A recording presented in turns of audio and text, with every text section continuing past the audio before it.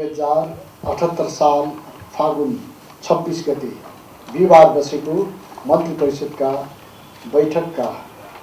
मुख्य निर्णयहरू म यहाँहरू मार्फत सार्वजनिक गर्न चाहन्छु। बन्चरे डाँडा ल्यान्डफिल साइटमा देखिएका स्थानीय समस्या समाधान गर्ने सन्दर्भमा विगतमा भएका प्रतिबद्धताहरू कार्यान्वयन गर्न नेपाल सरकार प्रतिबद्ध प्रक्रियाशील रहेको, बन्चरे डाँडा ल्यान्डफिल साइटमा फोहोर व्यवस्थापन तथा साइट सञ्चालन गर्दा त्यसबाट हुने वातावरणीय प्रभावको मूल्याङ्कनको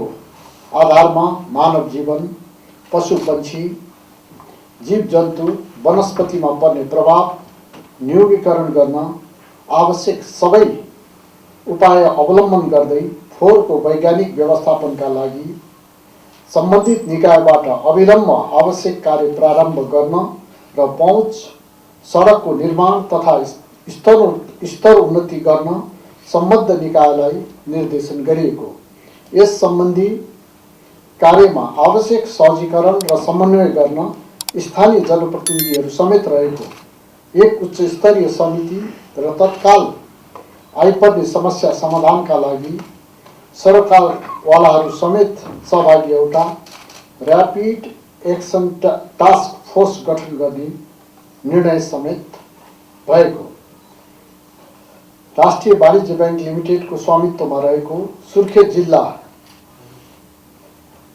रहेको क्षेत्रफल 9 कट्ठा 8 धुर जग्गा नेपाल राष्ट्र बैंकलाई बिक्री गर्न स्वीकृति प्रदान गर्ने, नेपाल आयल निगमको रिक्त कार्यकारी निर्देशक पदमा श्री उमेश प्रसाद थानी सुर्खेतलाई नियुक्त गर्ने, संयुक्त राज्य अमेरिकाको न्युयोर्क स्थित संयुक्त राष्ट्रको मुख्यालय 2022 मार्च 7 देखि 18 सम्म सञ्चालन हुने United Nations convention on the law of the sea and the conservation and sustainable use of marine biological diversity of areas beyond national jurisdiction BBNG अन्तर्गत इंटर गभर्मेन्टल कन्फरेन्सको चौथौं सत्रमा नेपालको तर्फबाट सहभागिताका लागि कानुन, न्याय तथा संसदीय मामला मन्त्रालयका सचिव श्री उदयराज सापकोटाको नेतृत्वको भ्रमण स्वीकृत गर्ने, बङ्गलादेशको ढाकामा आगामी 8 देखि 11 मार्च 2022 मा आयोजना हुने 36 session of the FAO regional conference on Asia and पेसिफिकमा सहभागी हुन कृषि तथा पशुपक्षी विकास मन्त्रालयका सचिवको नेतृत्वको प्रतिनिधि मण्डललाई स्वीकृति दिने, बिउ बिजनको किसिम वा जात सूचित गर्ने परियोजनार्थ राष्ट्रिय बिउ बिजन समितिबाट सिफारिस भई आए बमोजिमको सूचना नेपाल राजपत्रमा प्रकाशन गर्न स्वीकृति दिने, सरकार G2G विधि अन्तर्गत भारत सरकारसँग हस्ताक्षर भएको समझदारी पत्रमा भएको व्यवस्था बमोजिम जोइन्ट स्टियरिङ कमिटीमा सहभागी हुन नेपालको तर्फबाट कृषि तथा पशुपक्षी विकास मन्त्रालय, कृषि विकास महाशाखा सहसचिवको नेतृत्वमा टोली गठन गर्ने तथा मल खरिद गर्ने निकायको रूपमा कृषि सामग्री कम्पनी लिमिटेडलाई तोक्ने, साउदी अरबका परराष्ट्र मन्त्रीबाट 2078 फागुन 30 देखि चैत 1 सम्म गर्नुहुने नेपाल भ्रमणको अवसरमा द्विपक्षीय वार्ताका लागि माननीय परराष्ट्र मन्त्रीको नेतृत्वमा प्रतिनिधि मण्डल गठन गर्ने, नेपाल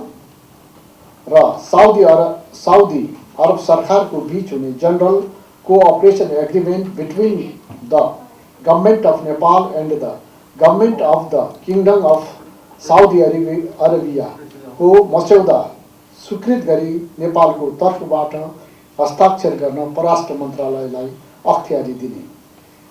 2078 चैत्र 14 गते संयुक्त राज्य अमेरिकाको न्युयोर्कमा हुने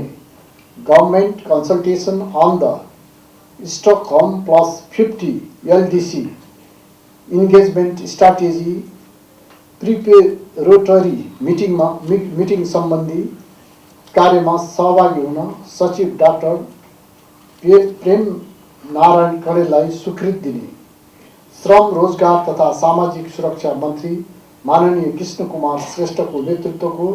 प्रतिनिधि मण्डललाई संयुक्त अरब इमिरेट्स,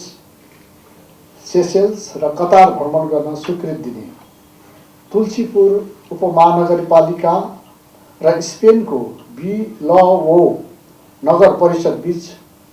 भगनी सम्बन्ध कायम गर्न स्वीकृति प्रदान गर्ने, फोहोर मैला व्यवस्थापन सम्बन्धी कानुनको मस्यौदा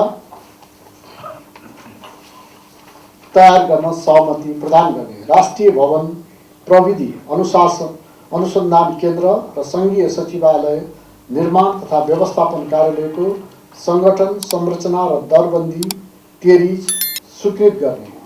पत्रकार दुर्घटना बीमा व्यवस्थापन पहिलो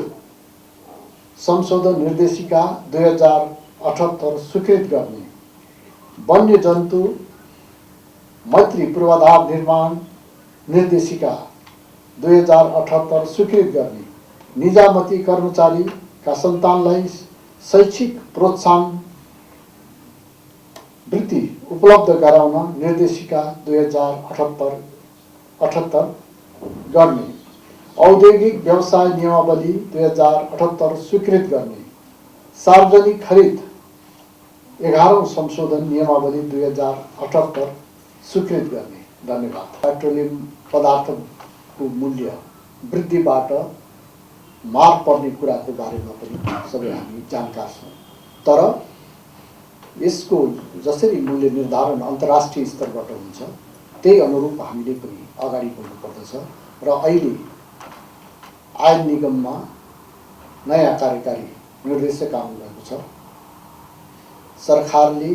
यहाँ देखिएका समस्याहरूको सही रूपले समाधान गर्न सक्नुहुन्छ भन्ने विश्वासका साथ उहाँलाई नियुक्ति गरेका छ। यसको यति नै म यस बारेमा भन्न चाहन्छु। र साउदी अरबको विदेश मन्त्रीको कुरा गर्नुभयो। अहिले हामी हाम्रो देशलाई संसारमा हामी चिनाउन चाहन्छौँ। यसको हामीले जुन प्रणाली अवलम्बन गरिरहेका छौँ, जसरी जनताको हितमा यो सरकार केन्द्रित छ, यो कुरालाई हामी विश्वलाई चिनाउन पनि चाहन्छौँ र विश्वबाट आपसी सहयोग सद्भाव अभिवृद्धि गर्न चाहन्छौँ। त्यसैको श्रृङ्खलाको रूपमा यो भ्रमणहरू हुन लागिराखेको छ। जहाँसम्म हाम्रो लेबर मिनिस्टरको श्रम मन्त्रीजीको भ्रमणको कुरा छ, हामीले वास्तवमा यति सुन्दर देश छ, यति सम्भावनाले युक्त देश छ, हामीले हाम्रा युवा जनशक्तिलाई स्वदेशमै रोजगारी उपलब्ध गराउनु पर्ने र त्यो अवसर हामीले गराउनुपर्छ। त्यस दिशामा हाम्रो सोच केन्द्रित हुनुपर्छ। तथापि पनि धेरै हाम्रा ऊर्जाशील युवाहरू विदेशमा हुनुहुन्छ, उहाँहरूकै हितसँग सम्बन्धित उद्देश्यका लागि श्रम मन्त्रीजीको भ्रमण भएको छ र यो भ्रमणले हाम्रो श्रम क्षेत्रमा विदेशमा बसेर रोजगारी गर्ने जो हाम्रा मित्रहरू हुनुहुन्छ उहाँहरूलाई सहयोग पुग्नेछ र यसलाई अझ व्यवस्थित र मर्यादित गर्ने र कानुन अनुसार उहाँहरूले पाउने सुविधाहरू ती देशमा पुर्याउनका निमित्त पनि यसबाट सहयोग हुन्छ भन्ने मलाई लाग्छ। अभिव्यक्ति स्वतन्त्रताका निमित्त दक्षिण एसियामै अग्रणी मुलुकको रूपमा हामी यसलाई स्थापित गर्न चाहन्छौँ र संविधानले अभिव्यक्ति स्वतन्त्रताको जुन परिकल्पना गरेको छ त्यसलाई अझ व्यवस्थित गराउने उद्देश्यबाट नै हामीले युट्युबमा यी कुराहरू लागू गर्ने दिशामा सरकारले र सञ्चार मन्त्रालयले पाइला चालेको छ। यसले नियन्त्रण गर्ने यसलाई जसरी व्याख्या गरिएको छ त्यो होइन। यसलाई नियन्त्रण गर्न होइन, नियमन गर्न र अरू प्रभावकारी र व्यवस्थित गर्नका निमित्त यो नियम चाहिँ लागू गरेको छ। र यो नियम लागू भइसकेपछि मलाई लाग्छ अभिव्यक्ति स्वतन्त्रतालाई व्यवस्थित, प्रभावकारी र अझ समृद्ध बनाउनका निमित्त यसले योगदान गर्नेछ। र तपाईहरूको पनि अब यसमा हामीले 5 लाख रुपियाँको कुरा गरेका छौँ। हामी छलफल गरेर यसलाई यसको रकमको बारेमा हामी छलफल गर्न सक्छौँ। तर यो बाटोमा नगइकन हामीले प्रेस जगतको जुन अभिव्यक्ति स्वतन्त्रता छ त्यसलाई मर्यादित बनाउन सक्दैनौँ। हामी सभ्य सुन्दर समाज निर्माण गर्न चाहन्छौँ र त्यो दिशामा यो पाइला अगाडि बढेको कुरा म निवेदन गर्न चाहन्छु। अघिल्लो सरकारले जुन चाहिँ होइन प्रेसलाई होइन अघिल्लो सरकारले प्रेसलाई चाहिँ अङ्कुश लगाउनलाई विभिन्न नियम कानुनहरू ल्याएको भन्ने हामीले सुनेको थियौँ होइन। त्यो नियम कानुनहरूलाई के गर्नुहुन्छ? परिमार्जित गराउँछ जस्तो तस्तै गर्नुहुन्छ? तपाईँ स्पष्ट हुनुहोस्,